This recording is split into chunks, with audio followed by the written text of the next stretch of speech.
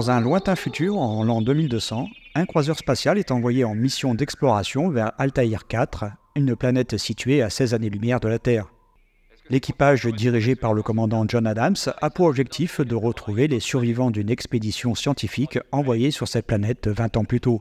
Ils sont accueillis par Robbie le robot, une créature mécanique dotée d'une intelligence avancée et d'une obéissance absolue aux lois de la robotique.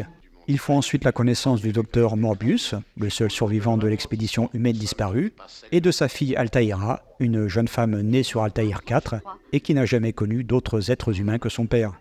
Intrigué, Adams cherche à comprendre comment Morbius a pu survivre et pourquoi il refuse de quitter la planète. Le scientifique lui révèle qu'il a découvert un immense complexe souterrain, vestige de l'ancienne civilisation Krell, disparue il y a 200 000 ans. Ce peuple avancé avait conçu des machines capables d'augmenter l'intellect et d'amplifier les facultés mentales. Mais bientôt, un drame se produit. Un membre de l'équipage est mystérieusement assassiné par une force invisible qui attaque ensuite le vaisseau.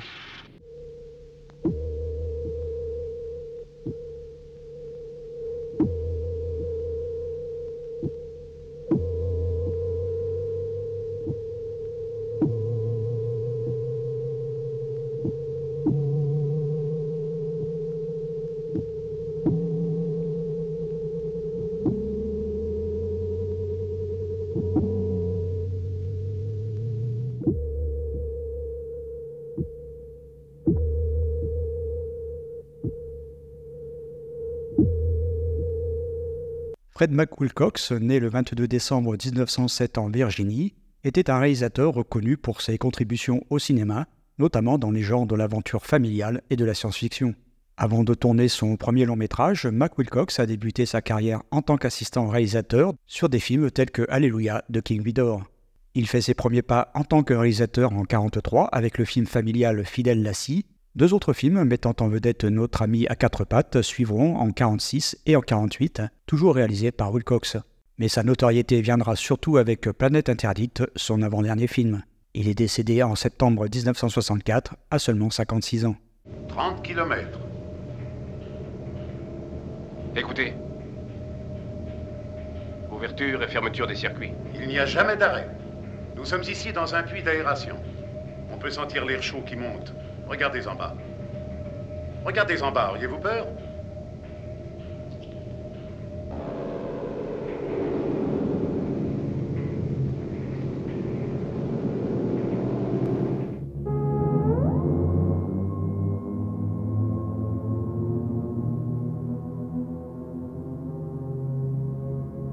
Walter Pidgeon est né le 23 septembre 1897 au Canada.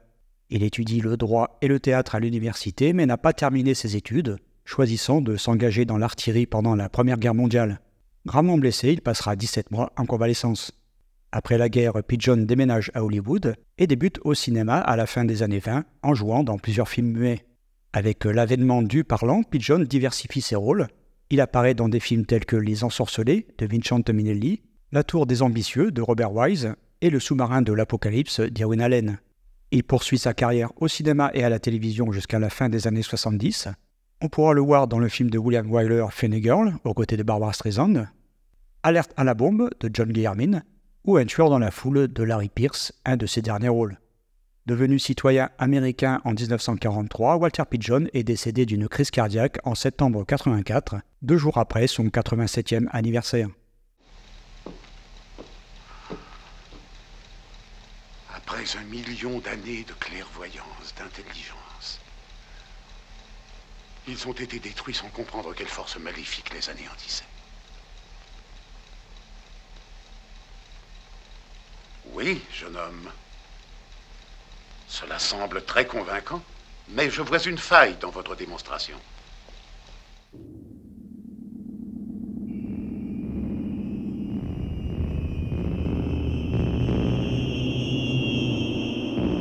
Leslie William Nielsen est né le 11 février 1926 au Canada. Issu d'une famille d'immigrants, il avait un frère aîné, Eric Nielsen, qui deviendra plus tard vice-premier ministre du Canada. Leslie Nielsen commence sa carrière à la télévision américaine à la fin des années 40.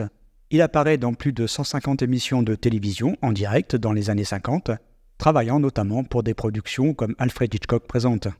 Ses débuts au cinéma se font en 1956 dans La Rançon d'Alex Segal, dont Ron Howard fera un remake en 1996, avant d'obtenir la même année son premier rôle marquant dans Planète Interdite. Bien que Nielsen soit aujourd'hui célèbre pour ses rôles comiques, il passe les 3 premières décennies de sa carrière à jouer des rôles sérieux. Il enchaîne les films d'aventure et les westerns, ainsi que des apparitions récurrentes à la télévision telles que Bonanza, Columbo ou Hawaii Police d'État. Parmi ses films notables de cette époque, La vallée de la poudre de George Marshall, La créature des ténèbres d'Harvey Hart, L'aventure du Poséidon de Roland Nim. Vous m'étonnez. J'aurais volontiers juré que rien ne vous saurait faire quitter votre cher Texas. Que s'est-il passé? Eh bien, je m'y sentais à l'étroit. Je manquais d'air, d'espace, alors j'ai cherché un pays neuf. Eh oui, je comprends. En 1980, Leslie Nielsen connaît un tournant décisif dans sa carrière lorsqu'il est choisi pour incarner le docteur Rumack dans le culte Y a-t-il un pilote dans l'avion, réalisé par David Zucker, Jim Abrahams et Jerry Zucker. Ce film parodique des films catastrophes est un immense succès et révèle le talent comique de Nielsen au grand public. Sa prestation lui ouvre une nouvelle voie dans le registre de la comédie absurde, marquant la fin de sa carrière d'acteur dramatique à quelques rares exceptions près, puisque l'acteur reviendra au drame avec Cinglé de Martin Ritt et au genre horrifique dans un des segments de Creepshow. Et maintenant, je veux que tu t'agenouilles et que tu remplisses le trou de sable. Jamais. Allez-y, tuez-moi, mais vous ne m'enterrerez pas vivant. Très bonne idée. Mais elle ne correspond pas à mes projets. Tout ce que je veux, c'est t'immobiliser et ensuite tu verras Rebecca. Le succès de Y a-t-il un pilote dans l'avion conduit les As à lui confier le rôle principal de Frank Drebin, un détective maladroit, dans la série Police Squad. Bien qu'elle soit annulée après seulement 6 épisodes, elle deviendra culte et donnera naissance à la trilogie cinématographique des Y a-t-il un flic pour sauver la reine, pour sauver le président et pour sauver Hollywood. Après cette saga, Nielsen enchaîne avec d'autres parodies, comme Dracula, mort et heureux de l'être, réalisé par Mel Brooks, ou Le Détonateur, mais on est loin du niveau des films des As, et malgré tout le talent de Nielsen, la plupart des gags tombent à plat. Dans les années 2000, il rejoint la franchise Scary Movie, où il joue le président des États-Unis, mais là encore, la sauce ne prend plus. Leslie Nielsen était connu pour son humour permanent, il adorait faire des blagues en coulisses et utilisait souvent un coussin péteur pour piéger ses collègues acteurs. Il meurt en 2010 à l'âge de 84 ans, des suites d'une pneumonie. Docteur Morbius, je précise que j'ai ordre d'inspecter la situation sur Altaïr 4. Je vous répète que je ne suis absolument pas en difficulté ici. Le mieux pour vous, c'est de faire immédiatement demi-tour sans vous poser. Hors de question. Commandant, si vous vous posez sur cette planète, je vous avertis que je ne pourrai pas répondre de la sauvegarde de votre navire et de la sécurité de votre équipage. Si vous consentiez seulement à me donner les coordonnées d'atterrissage.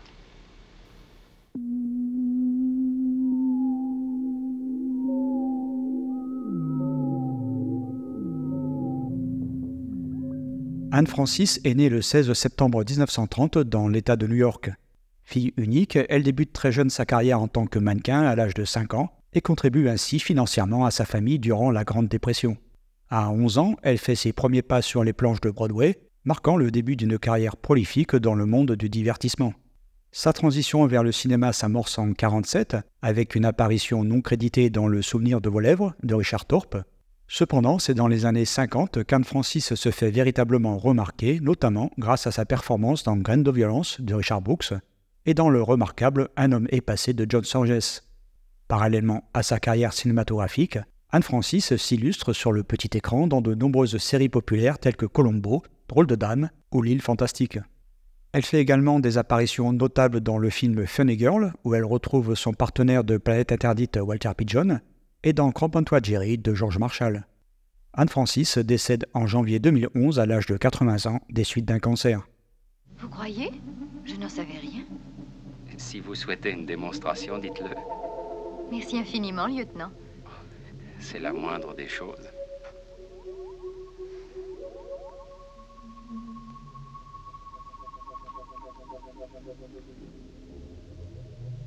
Alors ce n'est donc que cela?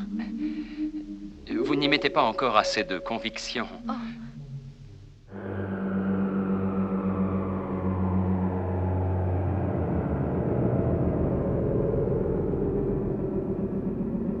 D'après son biographe non officiel, Robbie le robot serait né en 1954 quelque part aux États-Unis. C'est comme assistant stagiaire qu'il fait ses débuts au studio MGM. Son travail consiste à apporter du café sur les plateaux de tournage.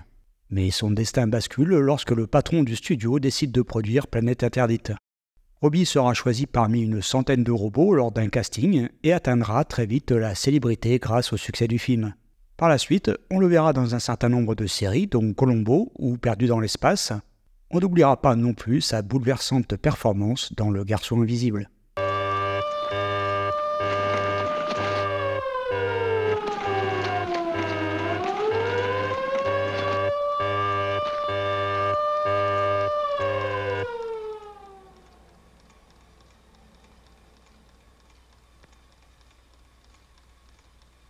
Cet amateur de musique, en particulier le métal, n'aura pas eu la carrière qu'il méritait. En 1977, les enfants du monde entier découvrent la guerre des étoiles et font un triomphe à R2-D2 et C3PO, qui, ironie du sort, étaient parmi les robots auditionnés pour Planète Interdite. Cette popularité fera tomber Robbie dans l'oubli, et seul Joe Dante lui offrira une petite participation dans Gremlins et les Looney Tunes. Aux dernières nouvelles, Robbie exercerait le métier de ferrailleur du côté de San Francisco. Pardon, monsieur. Boyau? Oh.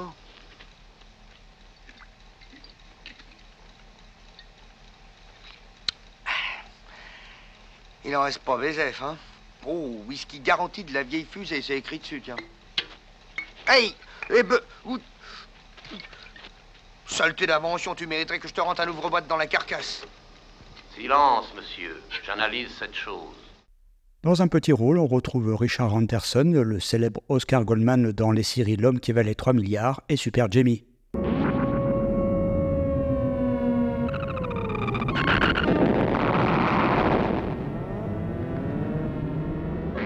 Ce premier blockbuster de science-fiction produit par la MGM a nécessité pour le studio plus de 2 ans de recherche technique avant de confier le projet au réalisateur Fred Wilcox. La première version des scénaristes Irving Bloch et Alan Adler, écrit en 1952, s'intitulait à l'origine Planète Fatale. L'histoire se déroulait en 1976 sur la planète Mercure. Une expédition terrestre était envoyée sur la planète pour récupérer le docteur Adams et sa fille Dorian, qui y sont bloqués depuis 20 ans. Le scénario final est signé Cyril Hume, connu pour son travail sur plusieurs Tarzans avec Jody Westmuller. Hume réécrira une grande partie du concept original, tandis que le studio changera le titre Planète Fatale en Planète Interdite, car il était considéré comme plus attractif pour le box-office. Le tournage principal a eu lieu du 18 avril à la fin mai 1955, et le film sera doté d'un budget de 1,9 million de dollars, soit l'équivalent de 21 millions aujourd'hui. Les décors ont été construits sur les plateaux de la MGM et ont été conçus par Cedric Gibbons et Arthur Lonergan. Cedric Gibbons, who was the head of all the art directors at the studio, he left Arthur Lonergan alone to be the art director on the film. And Lonergan really grabbed a hold of it and said, this is a great opportunity to make something really cool.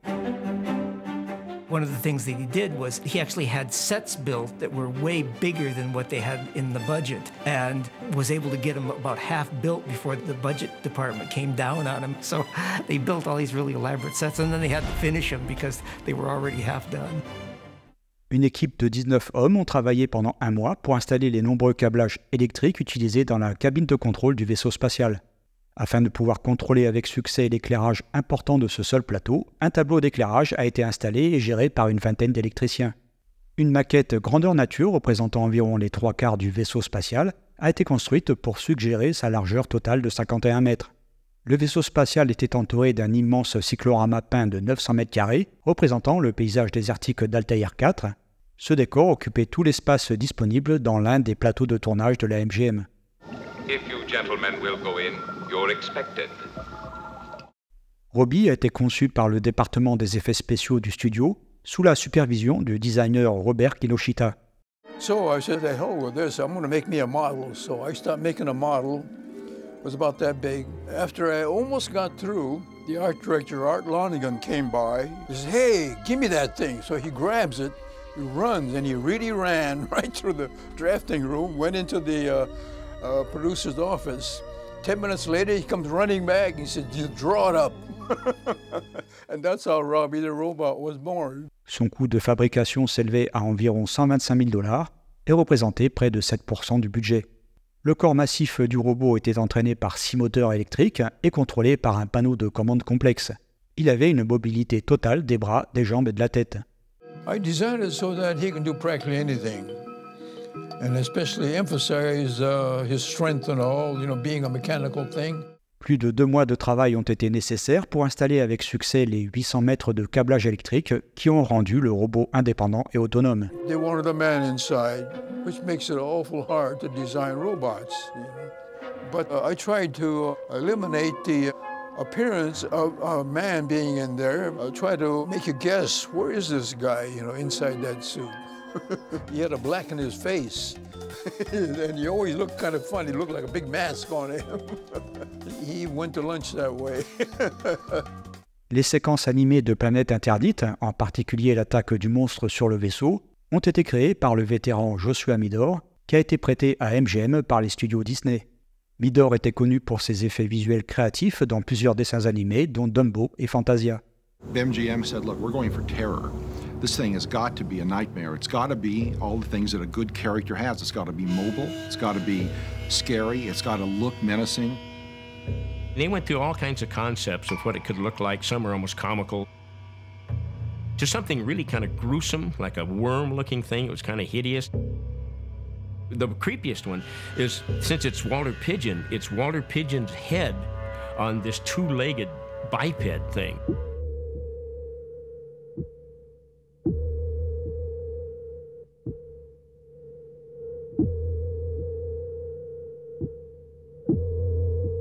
Toutefois, la scène dans laquelle le monstre est finalement révélé n'a pas été créée en utilisant une animation traditionnelle. When they were doing the id drawings, he gave me a bunch of them, and they're like CinemaScope proportion, but they're in pencil. And I said, well, where are the cells? He said, they didn't really do cells this time. But he said they just took that, they shot it on a high-con film, reversed the polarity, did it in negative, and then it was sort of a red tint that went to it and yellow eyes. And it was really pretty neat. And by shooting them in reverse, you could see through it, which is kind of cool. La créature était considérée comme si effrayante à l'époque que dans certains États, son image a été supprimée du film afin de ne pas effrayer les enfants. Well, Josh Mader not only did, of course, the id monster, but he also did like the sort of beam that you see coming off the flying saucer as it's landing. Robbie shorting out when you see the electrical arcing across his head and all that stuff, and the ray gun blasts.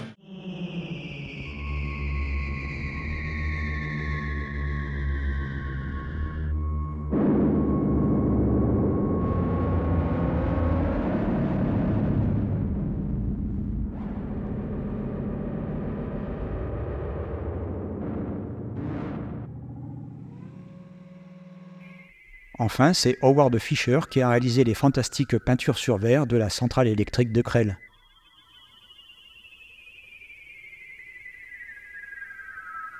They built a model of this sort of shaft. It was shot horizontally with the camera probably on its side. And they had them going from one end of the stage, which was the large stage on the MGM lot, down to the very end on the other side.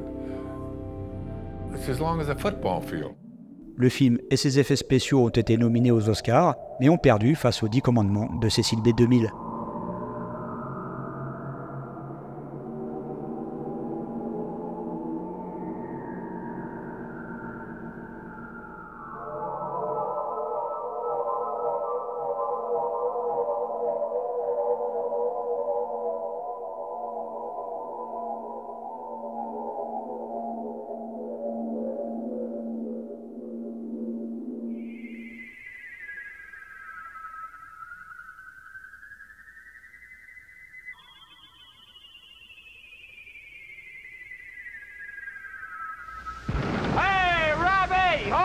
Speed down! Molto pericoloso! 12 feet too schnell! Have no apprehension, sir. My built-in reflexes are infallible. He says to keep your shirt on, Skipper. His built-in reflexes are infallible. Well, speak English, for Pete's sake. At least watch where you're going. Not necessary.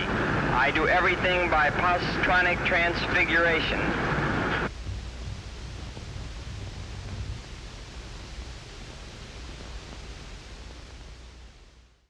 Pour l'anecdote, le passage où Alta se baigne nue sous les yeux du commandant Adams était écrite différemment dans le scénario. En effet, Adams devait enlever son short et plonger pour nager avec elle. Le costumier avait prévu des tenues tropicales pour cette scène afin de ne pas avoir l'indécence de montrer le personnage en train de retirer son pantalon, mais la scène a été réécrite avant le tournage, considérant qu'elle était totalement hors de propos. Elle est faite d'acier grêle de 40 cm d'épaisseur. Regardez vos jauges. Regardez. Cette machine continuera à fournir toute la puissance dont votre monstre a besoin pour arriver à nous atteindre. Regardez donc.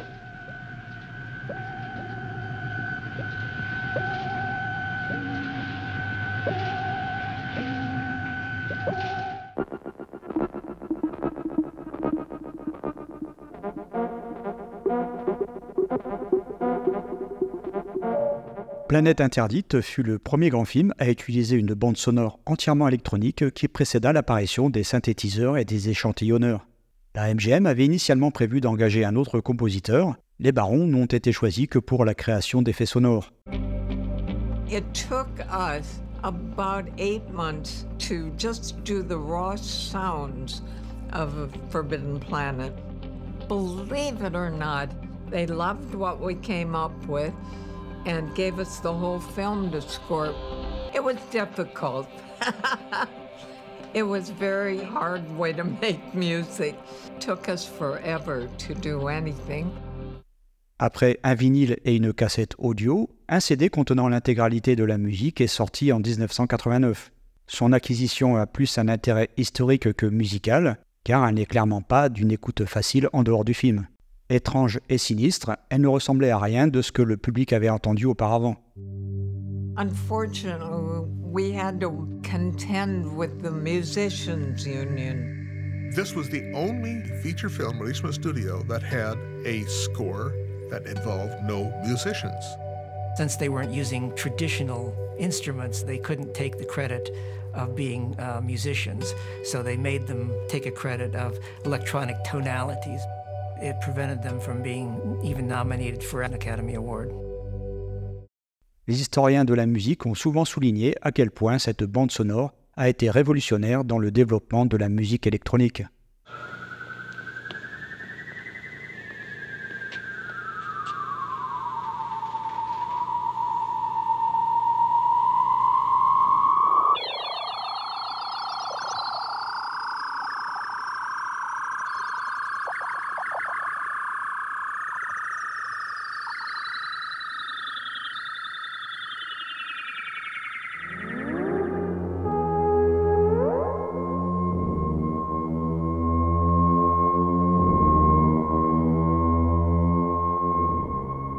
Globalement, toutes les affiches que j'ai trouvées reprennent l'américaine, avec, comme souvent, quelques petites nuances au niveau des couleurs ou de la police d'écriture.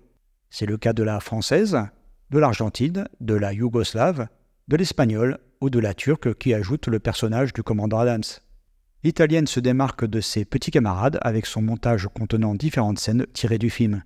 Évidemment, il n'existe aucune scène montrant Robbie en train de porter Alta. En effet, dans le film, Robbie ne porte que des hommes.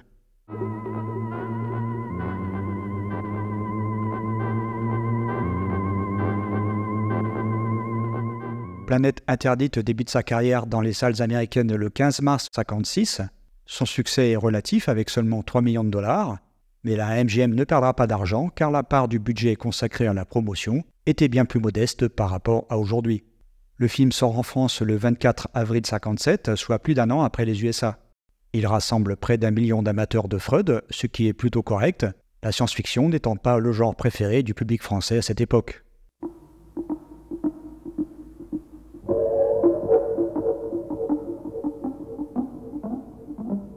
Quelles furent au juste les causes véritables de tous les autres décès? J'entends de ceux qui ne furent pas naturels. Les effets en furent foudroyants, commandant. L'un après l'autre, et malgré toutes les précautions prises, mes compagnons furent littéralement déchirés en 1000 morceaux. Mais par quoi? Par une force monstrueuse qui ne s'est pas montrée une seule fois. Et le Bellérophon? Pulvérisé, juste au moment où les 3 survivants essayaient de décoller. Et ensuite, durant ces 19 années, vous n'avez jamais été en but personnellement à cette mystérieuse force. Just what were the symptoms of all those other deaths? The unnatural ones, I mean. The symptoms were striking, Commander.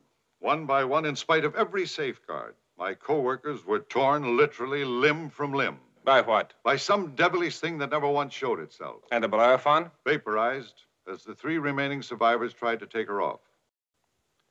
And yet, in all these 19 years, you personally have never again been bothered by this planetary force.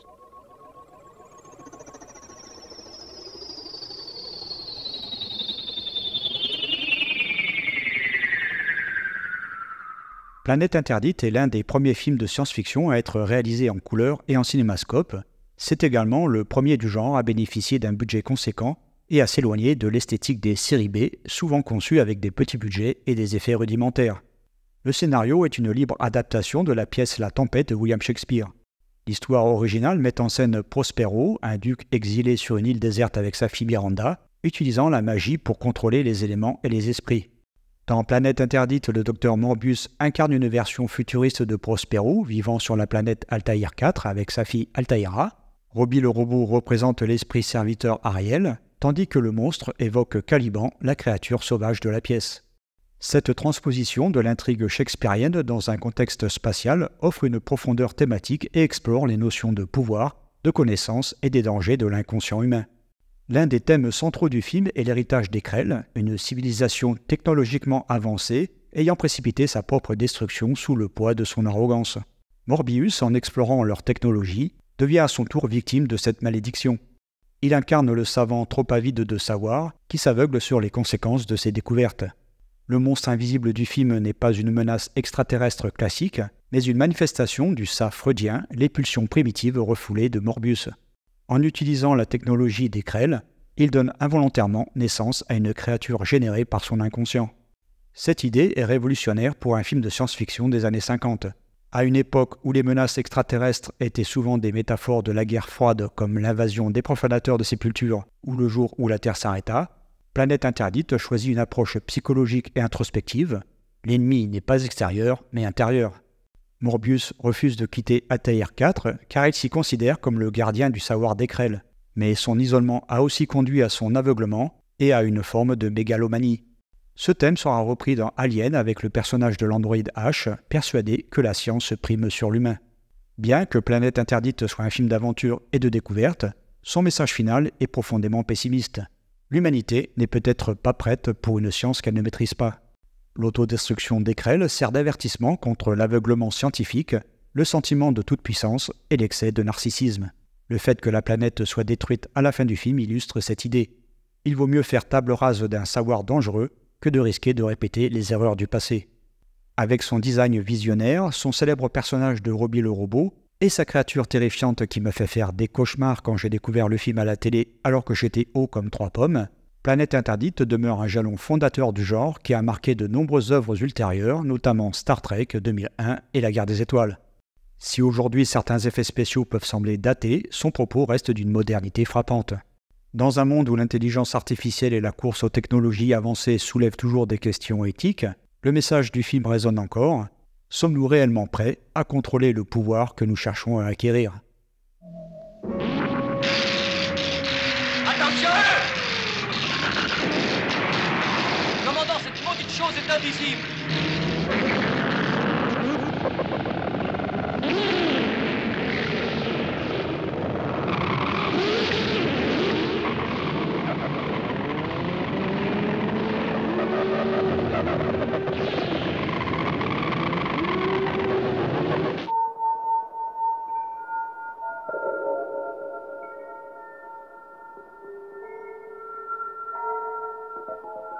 Planète Interdite a été édité en France au format DVD et Blu-ray, chacun offrant des caractéristiques techniques distinctes. Le DVD est sorti en 2008 et ne contient aucun supplément, contrairement au Blu-ray édité en 2010, qui propose des scènes coupées et des documentaires sur la production du film. La version Blu-ray se distingue également par une piste anglaise en DTS HD 5.1, tandis que la piste française reste en Dolby Digital Mono. Du côté de l'image, l'édition Blu-ray surpasse le DVD en termes de netteté et met en valeur les détails et les couleurs du film original. Certes, tout n'est pas parfait et on peut espérer une restauration et une sortie 4K en 2026 pour célébrer les 70 ans du film. Georges. Quoi? Tu entends ce bruit? Quel bruit? On dirait une forte respiration. Non? C'est curieux. Je l'ai entendu.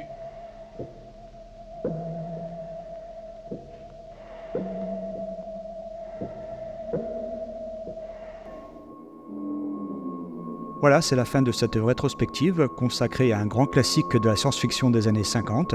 Et moi, je vous donne rendez-vous très prochainement pour de nouvelles aventures. À bientôt, bye bye.